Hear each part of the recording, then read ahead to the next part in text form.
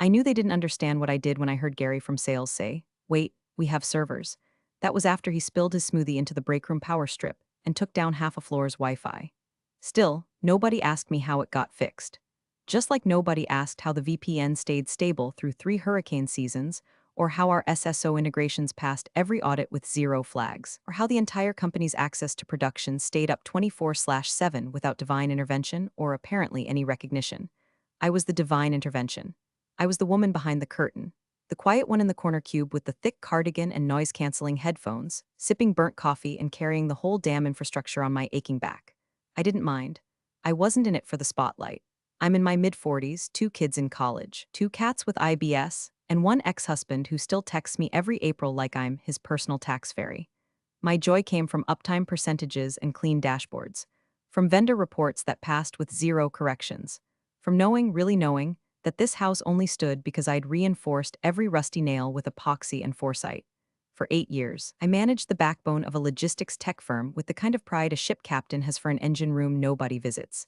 Network permissions, third-party auth tokens, firewall rules, audit trails, encryption keys, compliance checklists.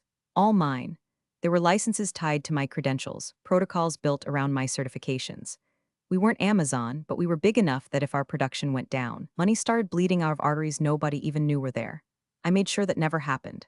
And hey, since 90% of y'all listen to these stories without subscribing, maybe toss a like and hit that follow button. It's free, and it keeps our team caffeinated and emotionally stable enough to keep digging up stories like this. Appreciate it. Anyway, like I said, I wasn't flashy. I didn't chirp in meetings or throw my weight around. I wore the same 5 outfits on loop. My inbox was clean, my to-do lists were sacred, and I had quarterly meetings with our security vendor that legal always skipped until they didn't.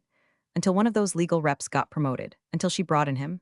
Brent Walker, the new VP of Strategic Operations. His business card might as well have been printed on a CrossFit towel.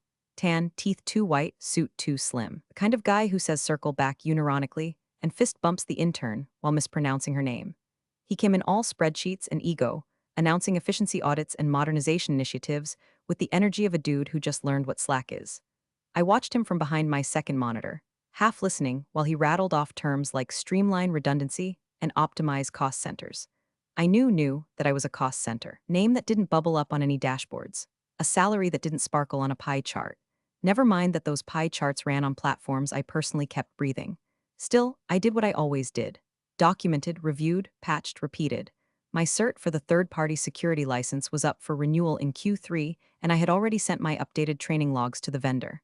That license, the one keeping our production environment safe, was tied to me my name, my cert ID, my annual compliance re-ups. Years ago, when we renegotiated the contract, I'd insisted on that clause. Assign license to a named credentialed party with renewal authority. I was that party. The clause wasn't secret. It was in the procurement doc. Highlighted, in fact. But that's the thing about companies, they stop reading once they hit the green check mark. I kept the system humming, re-authenticated the tokens, ran the audit test suite. On paper, everything was fine, but I could feel it shifting like the air before a summer storm, like when the cat hides under the bed 2 hours before the sirens start wailing. Because Brent wasn't here to learn, he was here to clean house. And I could tell from the way he asked me to summarize what I actually do that he saw me as one of the old fixtures, something to be replaced with a shinier, cheaper LED bulb. So I smiled, I nodded, and I made sure every single thing I touched was traceable, documented, and backed up. Because I knew the moment was coming. And when it did, I wouldn't have to say a word. The system would speak for me. Brent's first big move was to install glass doors on the executive suite. Real revolutionary stuff, said it symbolized transparency. Which was rich, considering he'd just laid off 3 project managers via email and blamed it on budget turbulence. His second move? Weekly all-hands meetings where he talked about synergy and accountability, while the real work piled up like corpses in a war no one declared. He loved optics. He loved charts. He loved hearing his own voice echo off the new drywall he had installed. And he especially loved finding ways to eliminate redundancy, which, in plain English, meant pushing out anyone who wasn't shiny enough to look good on a slide deck. I watched him glide around the office like he was hosting a TED talk nobody asked for, his hair so gelled you could bounce a dime off it, and his iPad clutched like a preacher's Bible. My first real taste of his agenda came in a Tuesday ops review. I was halfway through explaining a firewall exception request when he interrupted. Let's pause there. Does anyone else not understand what she just said? A few chuckles. My face went hot, but I didn't flinch. Brent smiled like he just taught a puppy to sit. We're gonna simplify all that. No more legacy jargon, we're building a modern stack now. Legacy, that's what I'd become.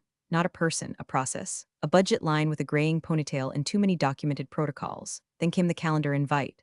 One-on-one sync, Brent Walker. No agenda. Just that ominous little gray block parked on my Thursday afternoon like a funeral with finger food. He didn't even pretend to make it personal. As part of our strategic realignment, he said, in that flat HR voice he probably rehearsed in front of a mirror, we're sunsetting a few legacy roles. Sunsetting, like I was a damn screensaver. We've decided to consolidate infrastructure ops under a more agile model. Cross-functional, tech-forward, metrics-aligned translation. We found someone cheaper. He slid over a bland folder and gestured like he was offering me a damn croissant. We're grateful for your service and wish you well in your future endeavors. I opened the folder. Severance terms, clean exit, no bridge burned because they assumed I wouldn't bring matches. You'll be working with your replacement for the next 2 weeks, he added, almost like an afterthought. Just make sure the handoff's smooth. We don't want any hiccups. Enter Hannah, 27, freshly certified from a 2-week DevSecOps bootcamp, and armed with a LinkedIn profile that read like a resume made by ChatGPT on a caffeine bender. Excited to be driving innovation in legacy ecosystems. She posted the day she joined, with a selfie from our parking lot. She carried a ring light in her backpack and wore a Fitbit that buzzed every time her dopamine levels dipped below girl boss. I trained her. Of course I did. I'm not a monster. She asked good questions, took notes, and treated me like I was a fossil worth studying. You actually built the token rotation scripts yourself? That's so vintage, I smiled, nodded, showed her how to file the compliance reports where the VPN logs were stored, which vendor dashboards updated in UTC time instead of local. I walked her through the license renewals, including the security suite. I pointed at the clause, right there in the procurement docs, highlighted like a traffic light, tied to named credentials. Not transferable, requires recertification for reassignment. Oh cool, she said, snapping a photo of the screen. I'll make a TikTok explainer about this one day. When our last day together rolled around, I handed her a printed copy of the full checklist. Everything signed off, everything in order. Even the note at the bottom, pending license transfer awaiting compliance sign-off.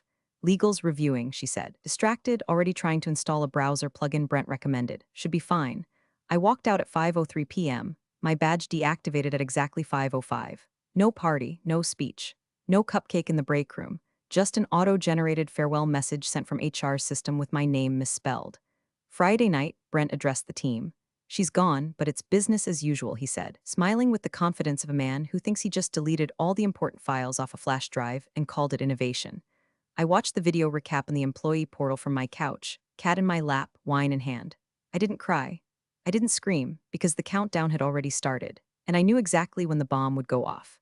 I spent my final Monday through Friday doing what I'd always done, fixing what no one noticed, documenting what no one asked for, and making sure the gears didn't grind just because the operator changed.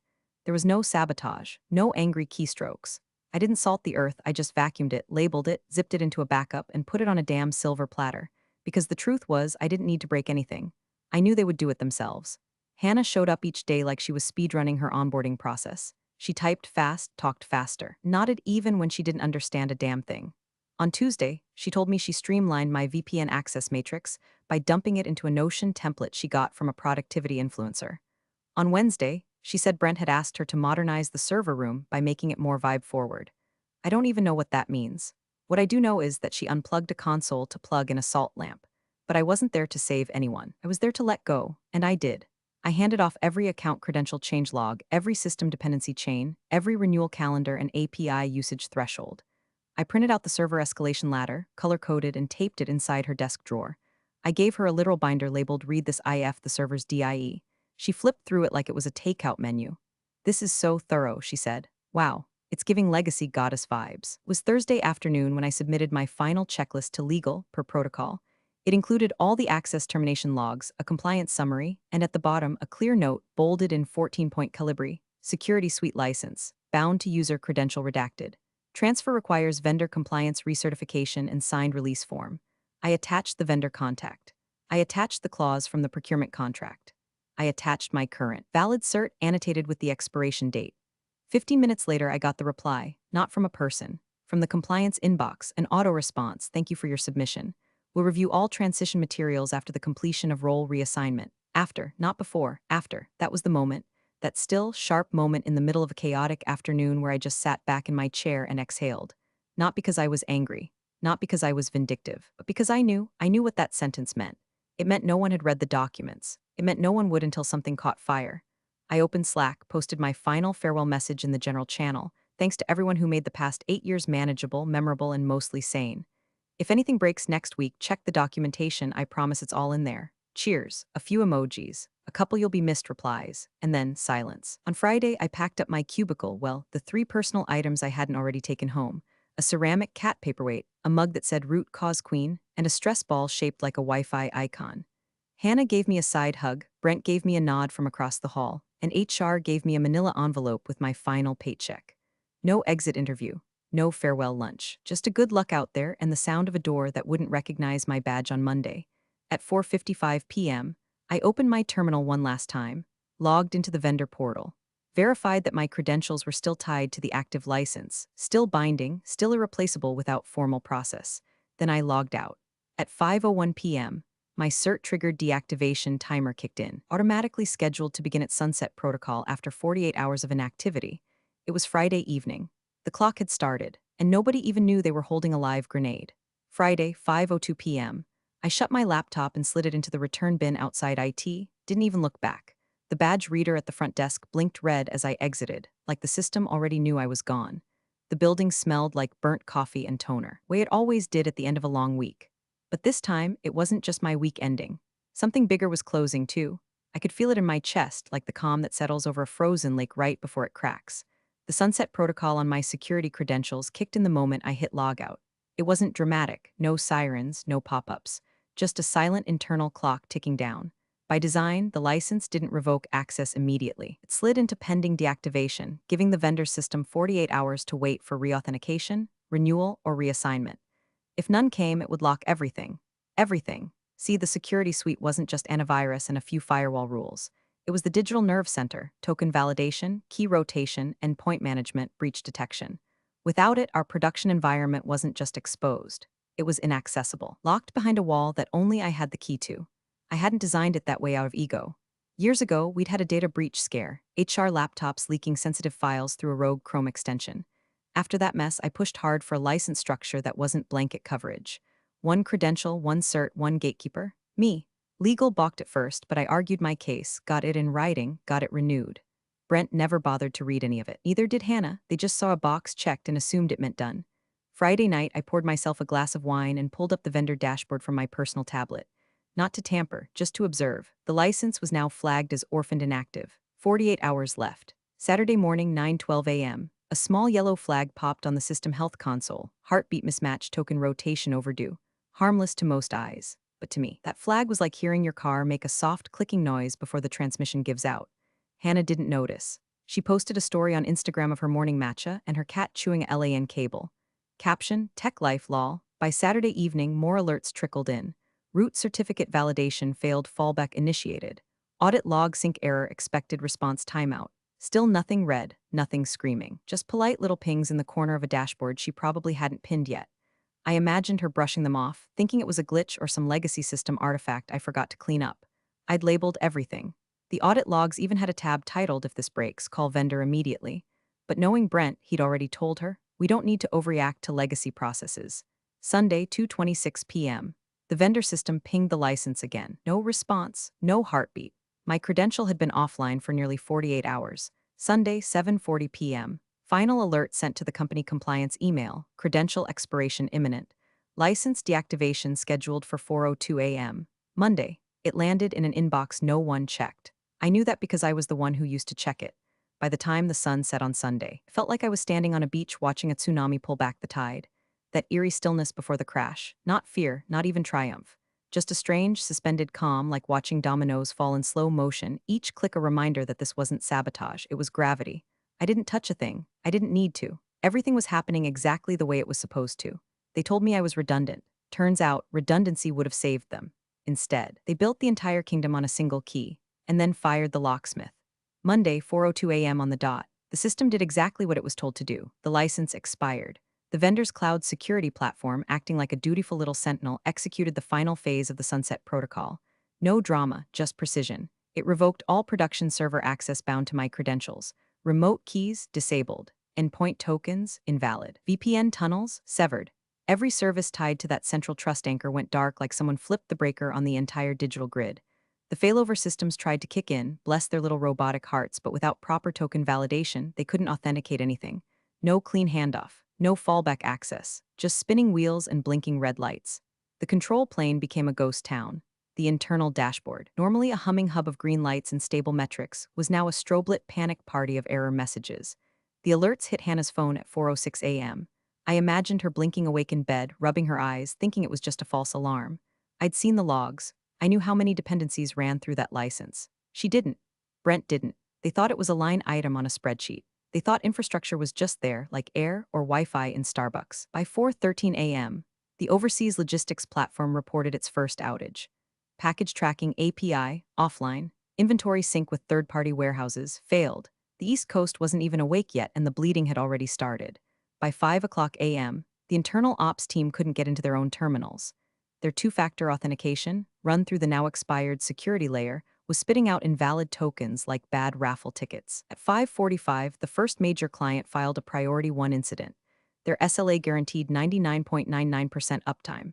Every 60 seconds of downtime meant contractual penalties, $10,000 per minute. By 6 a.m., the main dashboard was a kaleidoscope of red, backend services failing. Logging pipelines broken. No one could log in, and even if they could, they had no clearance to change a thing. I sat at my kitchen table, still in my robe, sipping hot coffee and watching the vendor dashboard. Not logged in. Just monitoring the public status page, where the red indicator for license active had quietly changed to deactivated. Brent was probably still stuck in traffic when the floodgates opened. At 6:48 a.m., I got a text. Brent Walker, hey, quick question, are you available for a quick call? I didn't answer. At 7 a.m., my phone lit up again. This time it was a number I didn't recognize, probably ops. Maybe legal, maybe Hannah crying in a broom closet. I didn't answer that either. Across town, execs were pacing their glass offices barefoot, suit jackets abandoned, shouting into muted Zoom calls while interns fetched Red Bulls and tried not to cry. Hannah, by most accounts, had a full breakdown by 7:15. She was last seen wheeling her desk chair into the hallway, muttering something about legacy traps and why didn't anyone tell me. Brent was in damage control mode. His perfect hair probably sticking to his forehead with flop sweat as he barked into a speakerphone, asking why nobody could just turn it back on, because it wasn't a switch. It was a system, my system, built over years, secured through hard lessons, reinforced with procedures nobody cared to learn until they all failed at once. By 7:30 a.m., the company had lost over $150,000 in SLA violations and client refunds. That number was growing faster than any of them could calculate, because no one could access the analytics platform that usually did that math. I didn't smile. I didn't gloat, but I did lean back and whisper to myself, business as usual. And for the first time in 8 years, I didn't feel tired. I felt seen. At 8:03 a.m., the ops director finally gave up trying to patchwork his way through the chaos and reached out to the vendor's support line. The rep, a man named Caleb with a soothing voice and a folder full of receipts, took less than 4 minutes to deliver the death sentence. Unfortunately, he said, with the calm of a surgeon delivering a terminal diagnosis, the production license was explicitly assigned to a certified individual user, her full name. As of this morning, her credentials are expired. Per the compliance clause, the license is now void. Reissuance will require a new certification process and formal release authorization from the former licensee. There was a pause on the line long enough to make a grown man consider prayer. Brent was reportedly in the war room by then, surrounded by 3 laptops, 4 sweaty directors, and 1 rapidly overheating junior admin. Hannah was nowhere to be found. Rumor was she'd locked herself in the unisex bathroom with a gallon of oat milk and a copy of Atomic Habits. Where's the damn documentation? Brent shouted. IT pulled up the transition checklist I'd left. At the very bottom, clear as daylight, there it was. Security Suite license. Bound to user credential her name. Transfer requires vendor compliance recertification and signed release form. They cross-referenced it with the original procurement contract, finally. Scanned all the way to page 9, clause 17, B, under credential-specific license terms. I could picture their faces as the highlighter marks stared back at them like neon finger-pointing ghosts. License is non-transferable. In the event of credential expiration, recertification by a new credentialed party is required. Access is not reinstated without written release by the original credential holder. And then the cherry on top, the internal memo from 2 years ago. I still remember writing it, sent to Brent, well, to his predecessor at the time, and legal. Subject line, security license strategy do not centralize under single credential without succession plan. Attached was a PDF outlining exactly what could happen in a scenario like this. The risks, the steps, the vendor contact info, everything. It had been acknowledged and stamped by Brent. His approval signature was right there, scribbled under agreed to proceed. Time-stamped, digitally signed, legal exploded. One of the assistants who still liked me DM'd me from her personal phone around 9:12 a.m., and her message was short. They're calling it a catastrophic oversight. Brent's in full panic mode, you legend. At 9:16 a.m., my old work phone rang. That old gray corporate-issued brick had been silent for days. When I left, I turned off notifications, deleted my contacts, and tossed it in the drawer next to my expired passports and broken Kindle. But now, it lit up like an emergency flare in the dark. Same number, same ringtone, same desperation. It rang again at 9:18, and again at 9:21. Then voicemail after voicemail. One from Brent, one from legal. One from Hannah, her voice cracking like she'd just run a marathon inside a haunted house. I didn't answer. I just stared at the phone. Let it buzz. Let it blink. Let it beg, because I already knew what they wanted. They wanted a lifeline. They wanted the woman they threw out like yesterday's firmware to bail them out of a mess they never even knew they were building. They wanted the key back, but keys don't come free, and I was done fixing things for free. By 10:07 a.m., they had exhausted every workaround, every back channel, every panic prayer IT could conjure. They tried to escalate through the vendor's offshore support team, no dice. They begged for temporary override, denied. They tried to spin up a new account under Hannah's name and have her certified retroactively. Vendor laughed them off the call. Policy was policy. Only the original licensee may issue a digital release, Caleb from support repeated like a gospel verse. Without that release, reissuance requires full recertification, including review of organizational compliance posture. Average timeline 6 to 8 weeks. 6 to 8 weeks of bleeding clients, breached SLAs, executives grinding their molars into chalk dust. By 10:30 a.m., Brent's shirt was untucked, and someone had brought him a second monitor so he could triage emails while retyping the same apology to different clients in Slack. At 10:51, Junior PM suggested they just call her and be human about it. Brent reportedly threw a stress ball at the window and muttered something about leverage. At 11:08 a.m., my Gmail pinged. Subject, urgent, can we talk? From Brent Walker at company name com message. Hey, her name, hope you're doing well. Quick question, are you available for brief call this morning? We've hit a small snag and could really use your insight. Let us know a good time. Thanks. Brent, it took me 3 hours to respond. I read it at 11:09. I replied at 2:12. Subject, urgent, can we talk? Message, sure. Forward me the revised consulting contract. No emojis, no hope you're well, just the ask, because I'd already decided if they wanted me back, they'd do it on my terms. 5 minutes later, I had a response. Subject, urgent, can we talk? Message, of course. We're putting together a short-term return-to-work contract. Hoping to get you in for a few hours this afternoon, either on-site or remote, whatever works. Happy to discuss compensation. Really appreciate your help, nice try. I replied 15 minutes later, subject, contract terms message. Here's what I require, 1 week minimum retainer paid up front. Triple my previous hourly rate. Remote only. No NDA. I control the session, you don't. I'll notify the vendor myself. Any breach of these terms voids the contract. Let me know by end of day. Otherwise, best of luck with recertification. They didn't argue. At 3:08 p.m., a new PDF landed in my inbox. Signed by legal. Brent CC'd but suspiciously silent. Everything I asked for word, no edits, no fine print, no spin. At 3:14 p.m., the vendor platform recognized the signed release from my digital credential. At 3:19, the dashboard refreshed, license active. At 3:23, production access restored. At 3:25, the red flood of alerts began to dim. One by one, the system came back to life like it had been holding its breath for 3 days. And me? I was still at my kitchen table. Hair in a claw clip, flannel pajamas, cat curled around my feet like a space heater. I wasn't smiling, I wasn't angry, I was just still. I hadn't burned the bridge. They blew it up with their own arrogance. All I did was send them an invoice for the rebuild. Power didn't come from revenge, it came from being right, documented, and unignorable. They wanted me gone, but now I was the only thing keeping them alive. The retainer payment cleared by 4:02 p.m., like a clock resetting itself. I didn't even have to ask twice. The legal team, previously allergic to decisive action, was now treating every sentence I sent like scripture. They begged for a Zoom link. I offered an email thread. They wanted my help restoring monitoring services. I gave them step-by-step instructions like I was teaching toddlers to brush their teeth. While the system blinked back to life, one API here, one warehouse sync there, I sent a final message that wasn't part of any SOW or technical checklist. Subject, FYI paper trail message, attaching a prior conversation that may be relevant for your compliance review. Best, her name attachment. Centralized access warning PDF. It wasn't petty, it was professional, cold, surgical. Inside that PDF was an email chain from 2 years ago. Subject line, access consolidation vendor license structure risk. The first message was from me. Dated March 17, 2 years back. It outlined exactly what would happen if we centralized the security license under one credential.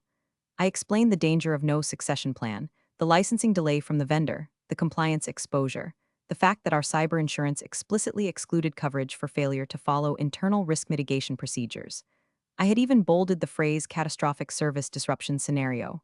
The reply from Brent, short, confident. This simplifies oversight, proceed.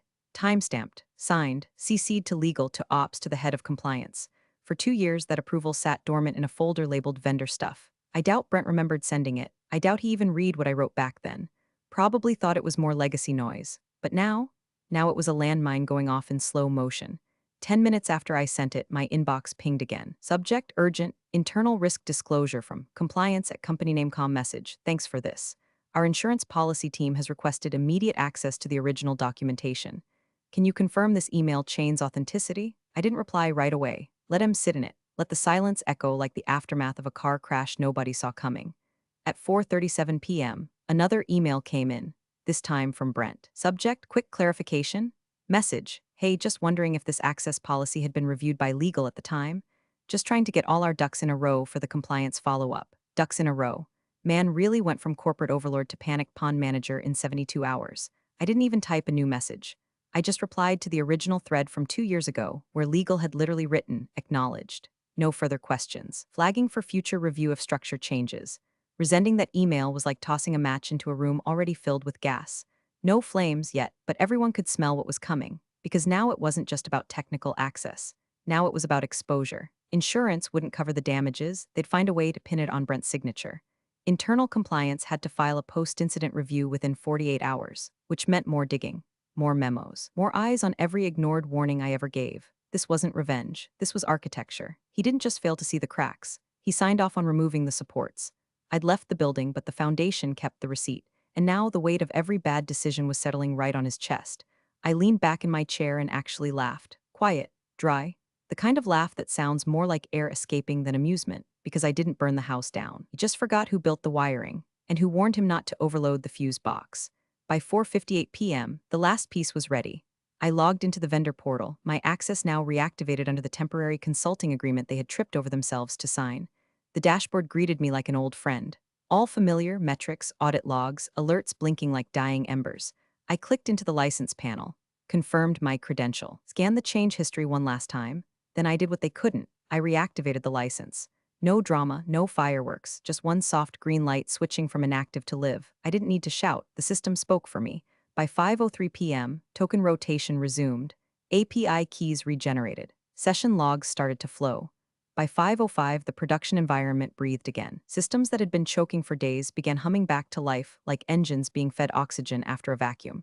Internal dashboards lit up green, one by one. The ERP system that ran their logistics queues reconnected to the warehouse. The client-facing interface that had been erroring out since Sunday night finally loaded cleanly, as if nothing had happened. But something had happened. By 5:12 p.m., the client escalation stopped, not because the clients forgave them, but because the calls were now going straight to legal. I heard one exec called it a brand-level event, which is corporate for your name, just got blacklisted in 10 procurement departments. The company hadn't collapsed, but it had hemorrhaged. Word was already spreading in back-channel Slack threads, vendors, clients, competitors. Nobody wanted to integrate with a partner whose entire production stack could go dark because one person left without cake and a clearance checklist. By Tuesday morning, a new line appeared in the org chart. VP of Strategic Operations, reassigned, pending internal investigation, no press release. Just a quietly deleted LinkedIn update and a hallway rumor about misalignment in leadership expectations. I didn't have to do a thing. Brent's approval signature in that old email did the heavy lifting. I submitted my final invoice, triple my old rate, 1 week minimum, full retainer burned through in a single afternoon. It was paid within 24 hours. No back and forth, no red lines, they even offered to extend the engagement. I declined. I had already given them the fix. Anything else would just be babysitting. That Friday, I shut my laptop. The sun was setting outside. House was quiet except for the soft burble of my ancient coffee maker doing one last heroic drip into a chipped mug. I walked to the window, watched a squirrel fall out of a bush with the grace of a sock puppet, and whispered to no one in particular, business as usual. Not revenge, just balance. The system corrected itself not because I sabotaged it, but because I warned them and they chose arrogance over architecture. They thought I was just part of the furniture. Turns out I was the power line. And when they cut me out, the lights went with me. Appreciate you sticking around, you legends of the break room. Subscribe for more chaos. Let's make your old managers spill their coffee in fear.